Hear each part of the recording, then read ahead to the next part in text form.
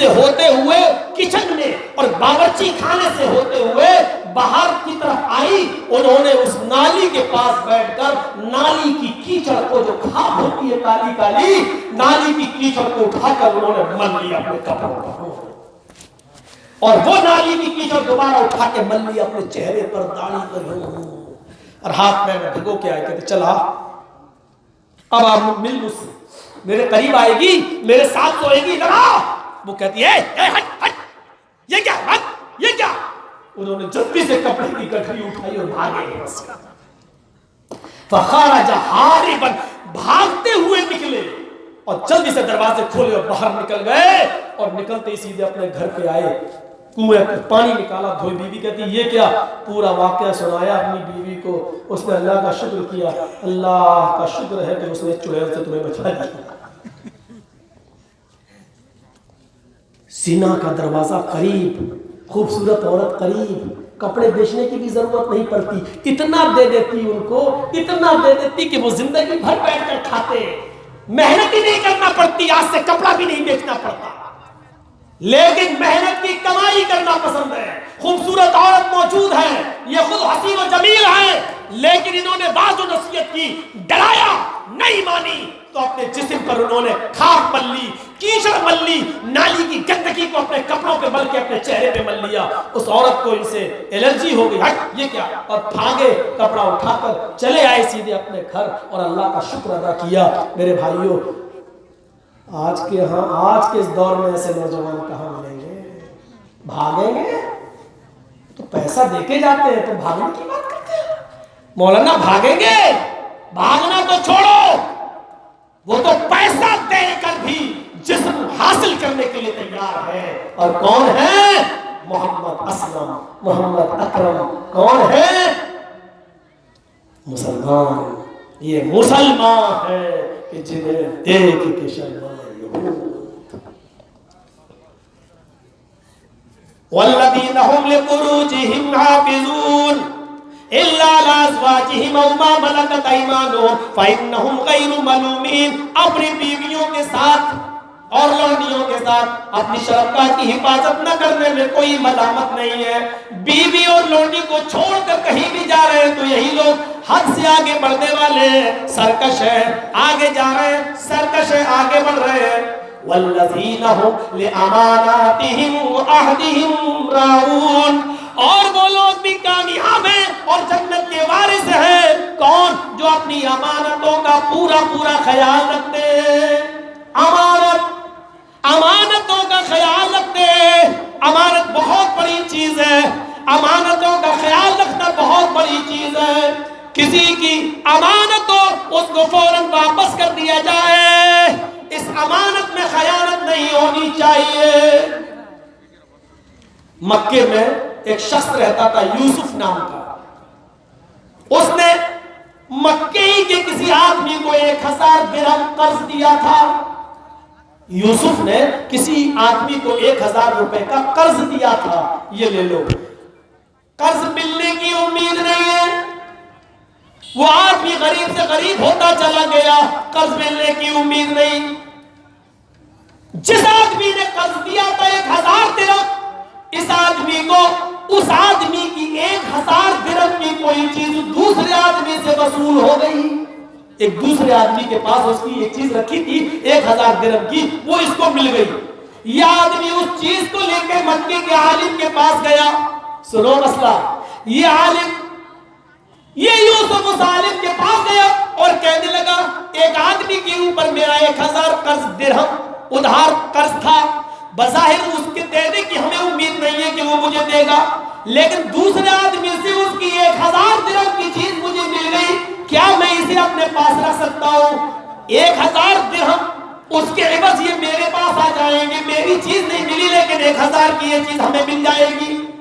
اس آدمی نے جو فتویٰ دیا وہ سنو. فرمایا نہیں, یہ اس کی امانت ہے, یہ تمہیں اس کو واپس کرنا پڑے گا. الدل امانت من ائتمنک. اللہ کے نبی فرماتے ہیں جو تمہارے پاس امانت رکھے اس کو اس کی امانت واپس کرو. ولا تخن من خانک, اور اس کے ساتھ خیانت مت کرو جس نے تمہارے ساتھ خیانت کی ہے, یہ تمہیں واپس کرنا پڑے گا, یہ تمہارا نہیں ہے. یہ اس کی امانت ہے, یہ امانت تمہیں دینا پڑے گی. اب اس نے تمہارا پیسہ نہیں دیا یا تمہارے درہم نہیں دے رہا ہے تو تم ویسا نہیں کر سکتے ہو اس کے ساتھ جیسا اس نے تمہارے ساتھ کیا ہے. اس کا گناہ اللہ اس کو دے گا, لیکن تم اگر اس کی امانت کو اپنے پاس رکھو گے تو اس کا گناہ گار بھی تم ہوگے. میرے بھائیوں, اس واقعے سے ہم اندازہ لگا سکتے ہیں, اس واقعے سے ہم اندازہ لگا سکتے ہیں کیا معاملہ تھا. ہمارے پاس امانتوں کا کیا حال ہے, ہم امانتیں کس طریقے سے رکھتے ہیں, بلکہ دوسروں کی امانتوں میں ہم کیسے خیانت کرتے ہیں. والذین هم لاماناتهم وعہدهم راعون. حضرت مبارک کا واقعہ کس کو نہیں معلوم, اور نہ معلوم ہو تو سن لو. حضرت مبارک بہت غریب انسان. آؤ آج جذبات کی راہ میں بہ رہے ہیں تو آؤ ایک واقعہ تمہیں سناتا ہوں. اس واقعے کو سنو, بڑی عبرت ملے گی, بڑی عبرت ملے گی.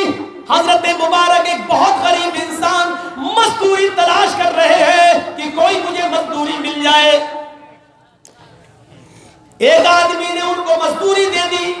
مزدوری کیا دی؟ تمہیں میرے کھیت میں پانی دینا ہے, میرے آم کے باغ ہے, میرے آم کے باغات ہیں, ان میں پانی ڈالنا ہے, ان کی سینچائی کرنا ہے, اور آم جب پک جائے تو ان کی رکھوالی کرنا ہے. 2 3 4 5 سال کا عرصہ گزر گیا. یہ پانی کھیت میں دیتے رہے, آم پک کر تیار بھی ہو گئے, یہ آموں کی حفاظت کرتے رہے. ایک دن اس باغ کا مالک اپنے کچھ مہمانوں کو لے کر اس باغ کے اندر آیا اور کہنے لگا, مبارک جی میرے مہمان آئے ہیں, کچھ میٹھے میٹھے آم توڑ کر لاؤ. مبارک جاتے ہیں, کچھ آم اس پیڑ سے توڑے, کچھ اس پیڑ سے توڑے, کچھ اس پیڑ سے توڑے, اور ٹوکری بھر کر لائے. لو, یہ کیا ہے؟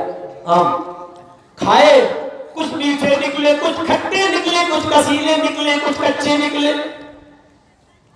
مالک نے غصے میں کہا, مبارک مہمانوں کے سامنے تم نے میری بے عزتی کی ہے. میں نے تم سے کہا کہ میٹھے میٹھے آم توڑ کر لاؤ, تو کیسے آم توڑ کر لائے؟ کچھ کھٹے, میٹھے, کسیلے, کچے. 5 سال سے تم ہمارے باغ میں کام کر رہے ہو, تمہیں اتنا تجربہ ہے؟ مبارک کا جواب سنیے اور اپنی زندگی کو دیکھیے. حضرت مبارک جواب دیتے, جی آقا, جی ہمارے مالک, مجھے کیا معلوم کہ کون سا آم میٹھا ہے کون سا کھٹا ہے. مالک نے کہا, کیا تم نے باپ کا آم کھا کر نہیں دیکھا, کس پیڑ کا آم میٹھا ہے کس پیڑ کا کھٹا؟ مبارک نے جواب دیا, اس ذات کی قسم جس کے قبضے میں میری جان ہے, آج 5 سال کا زمانہ گزر گیا, میں نے ابھی تک آپ کے باغ کا ایک آم بھی نہیں چکھا. آپ نے تو مجھے صرف باغ کی مزدوری کے لیے رکھا تھا, حفاظت کے لیے رکھا تھا, آپ نے مجھے آم کھانے کی اجازت ہی کہاں دی تھی. ہم تو پانی دیتے ہیں, آم کی سینچائی کرتے ہیں اور دیکھ بھال کرتے ہیں, ہم نے آج تک آپ کے باغ کا کوئی آم نہیں کھایا, اس لیے مجھے تجربہ نہیں ہے. اس رئیس آدمی کو, اس باغ کے مالک کو بڑا تعجب ہوا. اس نے کہا, معاف کر دو, میں نے تمہیں سخت سست کہہ دیا. اپنے گھر جاتا ہے اور اپنی بیوی سے کہتا ہے کہ آئے میری بیوی, آج مجھے میری زندگی کا مقصد مل گیا, آج مجھے میری زندگی کا مقصد مل گیا. کیا مقصد؟ کہا میری ایک جوان بیٹی ہے, میں اس کے لیے لڑکا تلاش کر رہا تھا, لیکن آج کے بعد مجھے لڑکے کی ضرورت نہیں ہے. میں اپنی بیٹی کی شادی حضرت مبارک سے کروں گا. وہ میرے باغ کا رکھوالا ہے, وہ میرا نوکر نہیں ہے. 5 سال کے عرصے میں اس نے آج تک میرے باغ کا ایک بھی آم نہیں کھایا. جو اللہ سے میرے باپ کے معاملے میں اتنا ڈرتا ہو, وہ اپنی ہونے والی بیوی کے معاملے میں اللہ سے کتنا ڈرے گا. میری بیوی اس سے زیادہ, میری بیٹی اس سے زیادہ کہیں خوش نہیں رہ سکتی. وہ روکا سوکھا کھا کر بھی میری بیٹی کو پالے گا, اور پھر شادی کے بعد یہ باغ بھی تو میں اسی کو دے دوں گا, وہ اپنا گزر بسر بڑی اچھی طریقے سے سنبھالے گا, کرے گا. آج کل کی طرح عورتیں نہیں تھی, اپنے شوہر کی ہاں میں ہاں ملا دیتی ہیں جیسے آپ کی مرضی. حضرت مبارک سے یہ بات کی جاتی ہے, حضرت مبارک نے بھی ہاں کر دی, شادی ہو جاتی ہے, اسلامی طور طریقے کے مطابق نکاح ہو جاتا ہے.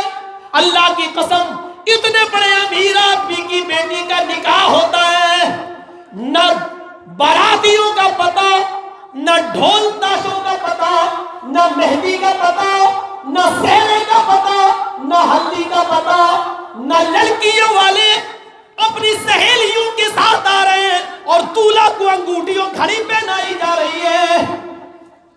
نہ چوروں کا پتہ, نہ ڈاکوؤں کا پتہ, نہ لٹیروں کا پتہ, نہ جہیز کا پتہ, نہ لڑکی والوں کی یا مال حرام کھانے والوں کا, ان چوروں اور ڈاکوؤں کا پتہ. میں کہوں گا لڑکی والوں کی یا کھانے والوں کو میں چور کہوں گا, ڈاکو کہوں گا. جس کو برا لگتا ہے لگے, جس کو بلانا ہو بلائے, جس کو نہ بلانا ہو مت بلائے.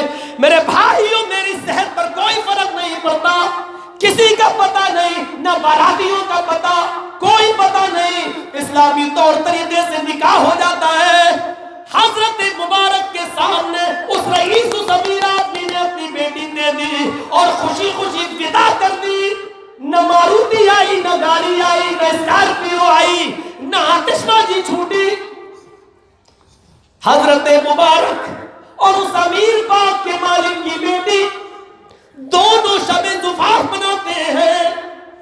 پہلی رات میں ملتے ہیں اور میاں بیوی کے طریقے سے رہ رہے ہیں. جانتے ہو حضرت مبارک اور اس باغ کی بیٹی, مالک کی بیٹی, ان دونوں کے جسم کے تعلق سے اللہ تعالیٰ نے حضرت مبارک کو ایک بیٹا عطا فرمایا. جب 9 مہینے کی مدت پوری کرنے کے بعد وہ بیٹا جب پیدا ہوتا ہے تو حضرت مبارک نے اس کا نام رکھا عبداللہ.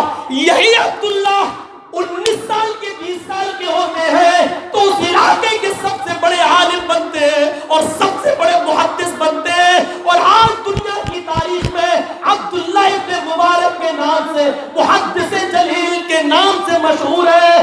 آج بھی حدیث کے اندر بہت بڑی خدمات انجام دی ہوئی ہے اور ان کی لکھی ہوئی حدیثیں پڑھی جاتی ہیں, ان کے کارنامے یاد کیے جاتے ہیں.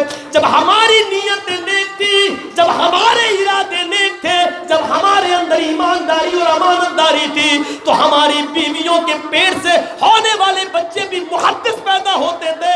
جب ہماری امانتوں میں خیانتیں ہونے لگی, ہم خود چوری کا مال اور مال حرام کھانے لگے تو آج چھکے, ہجڑے اور چنکھی اولادیں آج ہمارے گھروں میں پیدا ہو رہی ہیں. ڈانس کرنے والے ہجڑے آج ہمارے گھروں میں پیدا ہو رہے ہیں, ناچنے والی آج ہمارے گھروں میں پیدا ہو رہی ہیں, اور اپنے سروں پر دوپٹہ اتار کر بال کھول کر بازاروں میں گھومنے والیاں یہ ڈائنے اور چڑیلیں آج ہمارے گھروں میں پیدا ہو رہی ہیں. یہ اسی امانت داری کے خلاف جب ہم نے مال حرام کھانا شروع کیا تو یہ اسی کا نتیجہ ہے کہ آج ہم اپنی اولاد کے خیر و برکت سے بھی محروم رہ گئے. سنو, اتنی دیر تک تھوڑا سا ایک ماحول بنا رہے, بڑی اچھی بات کہہ رہے ہیں, اور یہاں سے جاؤ گے تو ہنستے ہوئے جاؤ گے, کھلکھلاتے ہوئے جاؤ گے, ایسا ختم ہو جائے گا. ہمیں معلوم ہے والذین هم لأماناتهم وعهدهم راعون, جو اپنی امانتوں کا پورا پورا خیال رکھتے ہیں. عبداللہ ابن حضرت مبارک نے اس امانت میں خیانت نہیں کی تھی اور ایک پھل بھی نہیں کھایا تھا. یہ تھا ان کی امانت داری. کہاں گئی ہمارے اندر؟ اور آخری چیز پر آئیے, وہ بھی زبردست. والذین هم لأماناتهم وعهدهم راعون, عہد و پیمان جو کہہ دیا کر دیا, وعدہ کرنے کے بعد, عہد کرنے کے بعد اس سے پیچھے نہ ہٹنا. یاد کرو صلح حدیبیہ کا وہ منظر, اللہ کے رسول 1400 صحابہ کے ساتھ مکے میں مدینہ سے ہجرت کر مدینہ سے آ رہے ہیں, عمرہ کرنے, حج کرنے کے ارادے سے, عمرے کے ارادے سے آ رہے ہیں, عمرے کے ارادے سے. لیکن مکے سے کوئی 7-8 کلومیٹر دوری پر روک دیا جاتا ہے, مکے میں نہیں گھسنے دیا جائے گا. مکے کے لوگوں نے منع کر دیا کہ نہیں گھسنے دیا جائے گا. اللہ کے نبی نے خبر بھیجی دیکھو ہم لڑنے کے ارادے سے نہیں آئے, ہم عمرے کے ارادے سے آئے, ہم عمرہ کر کے واپس چلے جائیں گے. کافروں نے بھی ایک وفد بھیجا, چند آدمیوں پر مشتمل ایک وفد بھیجا, ایک ٹیم بھیجی. اللہ کے نبی نے کہا وہ صلح کر لیتے ہیں. اب جانتے ہو کچھ آدمی کافروں کے اور اللہ کے نبی صلی اللہ علیہ وسلم کے ساتھ کچھ صحابی یہ بیٹھتے ہیں اور صلح کے کاغذ پر, صلح نامے پر دستخط ہوتے ہیں. جانتے ہو کیا ہے ہو رہا ہے, کیا اقرار کیا جا رہا ہے, کیا وعدہ ہو رہا ہے. اللہ کے نبی اس وعدے کو کیسا نبھا رہے ہیں, اس عہد کو کیسا نبھا رہے ہیں, اس بات پر ذرا غور کیجئے گا. پہلی شرط یہ لگائی جاتی ہے کافروں کی طرف سے, اے محمد صلی اللہ علیہ وسلم آپ کو اور آپ کے ساتھ آنے والے 1400 صحابہ کو واپس مکے جانا پڑے گا. اس سال ہم آپ کو عمرہ نہیں کرنے دیں گے. مکے تک آ گئے, حدیبیہ تک پہنچ گئے, 7 کلومیٹر دور رہ گیا بس, لیکن نہیں جانا دیں گے. اس سال آپ نے کہا ٹھیک ہے ہم صلح کرنے آئے, لڑنے نہیں آئے, ہم تمہاری یہ شرط مانتے ہیں, ہم نہیں جائیں گے, ہم واپس جا چلے جائیں گے. دوسری شرط ہے محمد صلی اللہ علیہ وسلم میری یہ ہے کافروں کی طرف سے, آئندہ سال آپ آ سکتے ہو, اگلی سال آپ آ سکتے ہو, نیکسٹ ایئر آپ آ سکتے ہو, لیکن 3 دن سے زیادہ آپ کو اور آپ کے ساتھیوں کو مکے میں نہیں رہنے دیا جائے گا.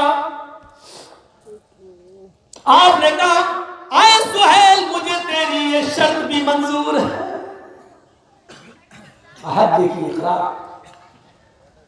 سہیل نے کہا کافروں نے تیسری شرط یہ ہے کہ جو مسلمان ابھی مکے میں ہیں ان میں سے کوئی بھی مسلمان مکے سے مدینہ نہیں جائے گا, وہ مکے ہی میں رہے گا. اور جو مدینے میں مسلمان ہیں آپ کے ساتھ, اگر ان میں سے کوئی مکے آنا چاہے تو آپ ان کو روکیں گے نہیں, وہ مکہ آ سکتے ہیں. یعنی مکے کا آدمی مدینے نہیں جا سکتا, لیکن آپ کا آدمی اگر مکہ آنا چاہے تو آپ نہیں روک سکتے. آپ نے کہا اے سہیل مجھے تیری یہ شرط بھی منظور ہے. چوتھی شرط یہ اے محمد صلی اللہ علیہ وسلم آپ جب 3 دن کے لیے آئندہ سال آئیں گے تو ہتھیار اپنے سینوں پر لگا کر نہیں آئیں گے, صرف تلوار لے کر آ سکتے ہیں بس, آپ اور آپ کے ساتھی اونلی تلوار, لیکن وہ تلوار بھی میان کے اندر ہوگی, باہر نہیں ہوگی. اور ہمارے ساتھی مکے میں جب عمرہ کریں گے تو ان کی تلواریں کھلی ہوئی ہوں گی. ایسی شرطیں لگائی گئی تھی کہ محمد مانے ہی نہیں صلی اللہ علیہ وسلم. لیکن آپ نے کہا اے سہیل جب ہم لڑنے آئیں گے ہی نہیں تو تلواریں بھی میان میں رکھیں گے, ہمیں تیری یہ شرط بھی منظور ہے. اس نے کہا محمد صلی اللہ علیہ وسلم میری ایک اور شرط ہے. کہا کیا؟ میری ایک شرط یہ ہے کہ میرا کوئی آدمی اگر بھاگ کر مدینے چلا جائے تو تمہیں واپس کرنا ہوگا, لیکن تمہارا کوئی آدمی بھولے بھٹکے یا بھاگ کر میرے یہاں جائے تو ہم اس کو واپس نہیں کریں گے. آپ نے کہا سہیل مجھے تیری یہ شرط بھی منظور ہے. کہا اقرار نامے پہ دستخط کرو. دستخط